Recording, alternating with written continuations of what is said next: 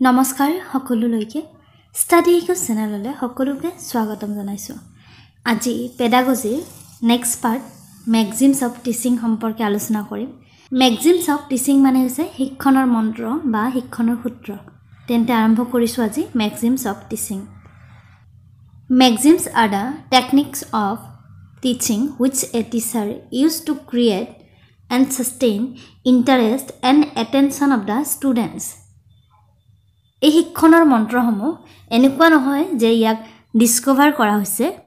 এইসমূহ হৈছে শিক্ষকসকলে যেতিয়া পাঠদান কৰে কোনটো প্ৰক্ৰিয়াৰ দ্বাৰা শিক্ষাৰ্থীয়ে বেছিকৈ বুজি পায় তেনেকৈ সকলোকে যাতে সিস্টেমেটিক্যালি পঢ়াব পাৰে শিক্ষকসকলে হেহে এইসমূহ নিৰ্বাচিত কৰা হৈছে।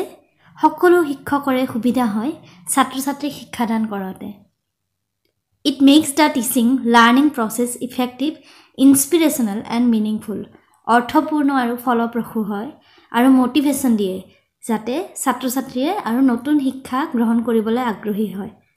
এই মেক্সিমছ বা শিক্ষণৰ যি সূত্ৰ আছে হেয়া আমি ইয়াতে আলোচনা কৰিম আজি। এইসমূহ হৈছে টেকনিক্স কেনেকৈ ছাত্ৰ-ছাত্ৰীয়ে শিক্ষাদান কৰিলে বুজি পায় আৰু যাতে নতুন পাঠ গ্ৰহণ কৰিবলৈ আগ্ৰহী হয়। হেহে এই মেক্সিমছৰ ধাৰণাসমূহ পেডাগজিৰ ভিতৰত অন্তৰ্ভুক্ত কৰা হৈছে।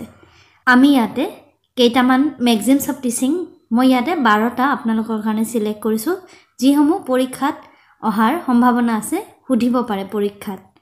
মেক্সিমছ অফ টিচিং বা শিক্ষণৰ প্ৰথম সূত্ৰটো লৈছো নন টু আননন। যেতিয়া ছাত্ৰ-ছাত্ৰীক আপুনি পঢ়াবলৈ যাব তেতিয়া গৈয়ে যদি আপুনি নজনা বিভিন্ন টান তথ্য তেওঁলোকৰ আগত দাঙি ধৰে হয়তো ছাত্ৰ-ছাত্ৰীয়ে বৰ ফিল কৰিব বা আগ্ৰহ নজন্মিব পাৰে নতুন পাঠদান গ্ৰহণ কৰিবলৈ। হেহে আপুনি তেওঁলোকক পোনপ্ৰথমতে জনা তথ্যসমূহ দিব লাগে। তেওঁলোকৰ প্ৰিভিয়াছ এক্সপিৰিয়েন্সৰ ওপৰত যিসমূহ নলেজ আছে হেয়া জনাই পেলাই তেওঁলোকক নজনা তথ্যসমূহ দিব লাগে। তেতিয়া ছাত্ৰ-ছাত্ৰীৰ সুবিধা হয় পঢ়িবলৈ। নেক্সট সূত্ৰটো লৈছো সিম্পল টু কমপ্লেক্স। সৰলতাৰ পৰা জটিলতালৈ। প্ৰথমতে যেতিয়া পাঠদান দিব লাগে ছাত্ৰ-ছাত্ৰীক তেতিয়া সৰল বস্তুৰ পৰা ষ্টাৰ্ট কৰিব লাগে, সিম্পল কথা ক'ব লাগে। তাৰ পিছতহে তেওঁলোকক কমপ্লেক্সৰ পিনে নিব লাগে যাতে সহজে গ্ৰহণ কৰিব পাৰে আৰু আয়ত্ত কৰিব পাৰে পাঠসমূহ। প্ৰথমতে সাপোজ আপুনি ইংলিছ গ্ৰামাৰ শিকালে, ইংলিছ সেন্টেন্স গঠন কৰা শিকালে, প্ৰথমতে আপুনি সিম্পল সেন্টেন্স গঠন কৰা শিকাব লাগে। তাৰ পিছত আপুনি কমপ্লেক্স সেন্টেন্সৰ পিনে যাব লাগে। নেক্সট মেক্সিমছ অফ টিচিংটো লৈছো। নেক্সটটো হৈছে হোল টু পাৰ্ট। প্ৰথমতে সাপোজ আপুনি পয়েম এটা পঢ়াব বা কবিতা এটি পঢ়াব। প্ৰথমতে কবিতাটো যদি পঢ়াই লয় তাৰ পিছত যদি আপুনি বিভাজন কৰি লয় সৰু সৰু পাৰ্টত তেতিয়া পঢ়াবলৈ আৰু এনালাইসিস কৰিবলৈ সুবিধা হয়। ছাত্ৰ-ছাত্ৰীও সহজতে বুজি পায়। সো হোল টু পাৰ্ট এই সূত্ৰটো লৈও ছাত্ৰ-ছাত্ৰীক পঢ়াব পাৰে। পৰীক্ষাত আহিব পাৰে অপচনত যে মেক্সিমছ অফ টিচিংৰ কোনটো ভাল সূত্ৰ, যে পাৰ্ট টু হোল এটা হয়তো অপচনত থাকিব বা নেক্সট হোল টু পাৰ্ট কোনটো আপুনি শুদ্ধ হয় তাত মাৰ্ক কৰিব লাগিব। আৰু যেটো মেক্সিমছ অফ টিচিং আছে হোল টু পাৰ্ট যদি আপুনি মন্ত্ৰটো লয় তেতিয়া সহজে ছাত্ৰ-ছাত্ৰীয়ে বুজি পায় বুলি আমি পেডাগজিত পঢ়িবলৈ পাওঁ। নেক্সটটো চাইছো পাৰ্টিকুলাৰ টু জেনেৰেল বা বিশেষৰ পৰা সাধাৰণ। প্ৰথমতে কিছুমান নিৰ্দিষ্ট বিশেষ কিছুমান কথা জনাই পেলাই সাধাৰণীকৰণ কৰিব লাগে। এবাৰতে যদি হোল তথ্যটো জেনেৰেলাইজ কৰি পেলাই দিয়ে তেতিয়া হয়তো ছাত্ৰ-ছাত্ৰীয়ে বুজাত অকমান অসুবিধা হ'ব পাৰে। হেহে জেনেৰেলাইজ কৰাৰ আগতে বিশেষ কিছুমান যি নলেজ আছে সেই নলেজসমূহ দি ল'ব লাগে। যেনে সৰু সৰু এক্সাম্পল দিব পাৰে আপোনালোকে বিশেষ কিছুমান কথা ক'বলৈ। সাপোজ আপুনি টেন্স শিকাব ইংলিছ গ্ৰামাৰত তেতিয়া টেন্সৰ এটা সূত্ৰ তেওঁলোকক পঢ়াব লাগে।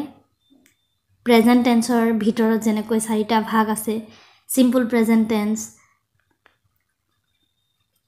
প্ৰেজেন্ট কন্টিনিউয়াছ টেন্স, এনেকৈ এটা কৈ যদি বুজায় তাৰ পিছত টেন্সৰ গোটেই সূত্ৰখিনি বুজোৱা শেষ হোৱাৰ পিছত যদি জেনেৰেলাইজ কৰি পেলাই তেওঁলোকক টেন্স কৰিব দিয়ে তেতিয়া বেছি ইজি হ'ব কিন্তু এবাৰতে যদি আপুনি গোটেইখিনি তেওঁলোকক পঢ়াই দিয়ে প্ৰেজেন্ট টেন্স প্ৰেজেন্ট টেন্সৰ ভাগসমূহ পাষ্ট টেন্স ফিউচাৰ টেন্স তেওঁলোকে হয়তো হেয়া বোধগম্য নহ'ব পাৰে সেইকাৰণে এটা এটা সেন্টেন্স তেওঁলোকক শিকাবলৈ চেষ্টা কৰিব লাগে তাৰ পিছত আটাইখিনি একেলগে কৰিব দিব লাগে নেক্সট মেক্সিমছ অফ টিচিংটো লৈছোঁ এক্সুৱেল টু ৰিপ্ৰেজেণ্টেটিভ ছাত্ৰ ছাত্ৰীয়ে সদায় অৰিজিন যিটো বস্তু তেওঁলোকে অভিজ্ঞতাত পাইছে সেই বস্তুসমূহ বুজাত অতি সহজ হয় তেওঁলোকৰ আৰু আগ্ৰহ বাঢ়ে তাৰ পিছত তেওঁলোকক প্ৰতিনিধিত্বমূলক বা ৰিপ্ৰেজেণ্টেটিভ কথাসমূহ শিকাব লাগে এক্সুৱেল অবজেক্টটো যদি দিয়ে অৰিজিন যিটো কথা হয় তেওঁলোকে সেইটো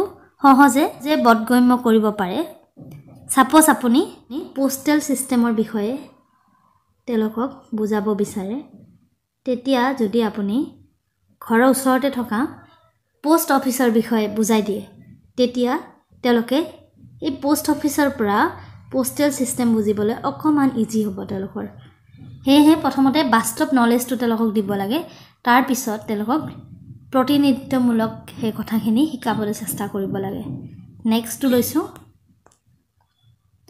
এনালাইসিস টু সিনথেসিস বিশ্লেষণৰ পৰা সংশ্লেষণলৈ প্ৰথমতে আপুনি পঢ়োৱা পাঠটো সৰু সৰু কথাত বিভক্ত কৰিব লাগে ব্ৰেকিং কৰি ললে আপোনালোকৰ কথাবোৰ বুজাবলৈ ইজি হয় এনালাইসিস মানে হৈছে প্ৰবলেমবোৰ সৰু সৰু ভাগত বিভক্ত কৰা আৰু তাক সমাধান কৰিবলৈ চেষ্টা কৰা সৰু সৰুভাৱে তাৰ পিছত সিনথেসাইজ কৰিব লাগে নেক্সট মেক্সিমছ অফ টিচিংটো লৈছোঁ ইণ্ডাকশ্যন টু ডিডাকশ্যন আগমনৰ পৰা নিগমনলৈ আগমন মানে হৈছে আগমন প্ৰক্ৰিয়াত কি হয় সৰু সৰু কিছুমান নিৰ্দিষ্ট এক্সাম্পলৰ পৰা কনক্লুজনটো বা যি সিদ্ধান্ত হ'ব সেইটো ডিসাইড কৰা হয় আৰু ডিডাকশ্যনত সিদ্ধান্তৰ পৰা সৰু সৰু কথালৈ আগবঢ়া হয় এতিয়া সাপোজ ভয়েস চেঞ্জ শিকাব বিচাৰিছে ইংলিশ গ্ৰামাৰৰ ভয়েস চেঞ্জ কেনেকৈ কৰে শিকাব বিচাৰিছে তেওঁলোকক যদি প্ৰথমতে এক্টিভ ভয়েস কেইটামান পেসিভ ভয়েসত কেনেকৈ নিয়া হয় হে এক্সাম্পলসমূহ দাঙি ধৰা হয় তাৰ পিছত আপোনাৰ ইণ্ডাকশ্যনৰ প্ৰসেছত এই ভয়েস চেঞ্জ কেনেকৈনো কৰে তেওঁলোকে বুজি পাবলৈ সক্ষম হ'ব নেক্সট মেক্সিমছ অফ টিচিংটো লৈছোঁ সাইকোলজিক্যাল টু লজিক্যাল মনোবিজ্ঞানৰ পৰা তৰ্ক বিজ্ঞানলৈ ছাত্ৰ ছাত্ৰীক যেতিয়া শিক্ষকে পঢ়ায় মন প্ৰথমতে চাব লাগে তেওঁলোকৰ মনৰ ধাৰণাটো ছাত্ৰ ছাত্ৰীয়ে মানসিকভাৱে ৰেডি হয়নে নহয় পঢ়িবলৈ তাৰ পিছতহে আপুনি লজিক্যাল কথালৈ যাব লাগে প্ৰথম প্ৰায়োৰিটি হৈছে আমাৰ সাইকোলজিক্যাল বা মনোবিজ্ঞান তাৰ পিছতহে লজিক্যাললৈ আমি আগবাঢ়িব লাগে নেক্সট মেক্সিমছ অফ টিচিংটো হৈছে নিয়াৰ টু ফাৰ ছাত্ৰ ছাত্ৰীক যেতিয়া পঢ়াব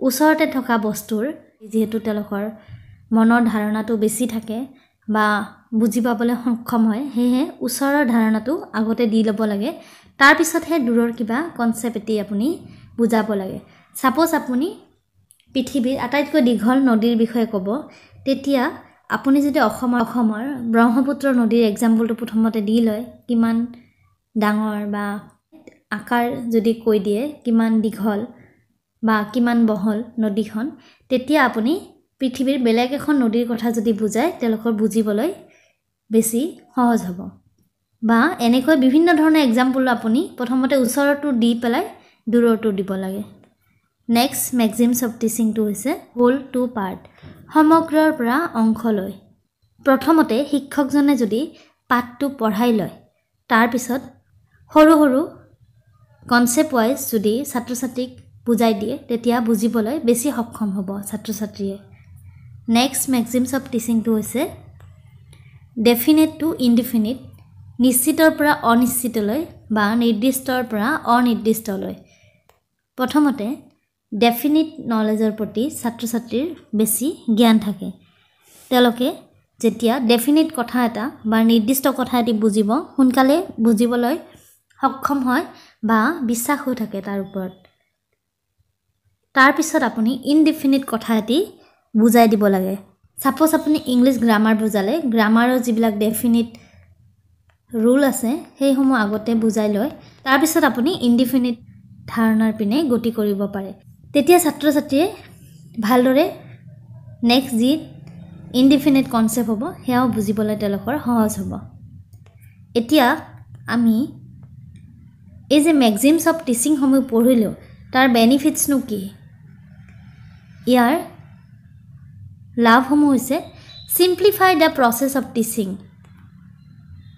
শিকনৰ যি প্ৰসেছ আছে হেয়া সিম্পলিফাই হয় সহজ হয় আপুনি সহজে ছাত্ৰ ছাত্ৰীক সেই পাঠটোৰ জ্ঞান দিব পাৰে joyful teaching and learning environment পৰিৱেশটো ভাল হয় আনন্দদায়ক হয় শিক্ষণ আৰু শিক্ষাৰ পাৰপজফুল টিচিং উদ্দেশ্য থাকে শিক্ষাত কিনো শিক্ষা দি আছে আৰু ছাত্ৰ ছাত্ৰীয়ে কেনেকৈ বুজিব পাৰিছে হেয়া উদ্দেশ্যপূৰ্ণ হৈ উঠে to create creativity among students ছাত্ৰ ছাত্ৰীৰ মাজত ক্ৰিয়েটিভিটি গঢ় হৈ উঠে learning by doing is possible যেতিয়া ছাত্ৰ ছাত্ৰীক আপুনি এক্টিভলি পাৰ্টিচিপেট কৰাব ক্লাছৰুমত তেতিয়া লাৰ্নিং বাই ডুইং যেটো কনসেপ্ট হেটো সম্ভৱপূৰ্ণ হৈ উঠে develop critical thinking in students আৰু যেতিয়া লজিক্যাল ধাৰণাসমূহ দিব তেতিয়া ছাত্ৰ ছাত্ৰীৰ মাজত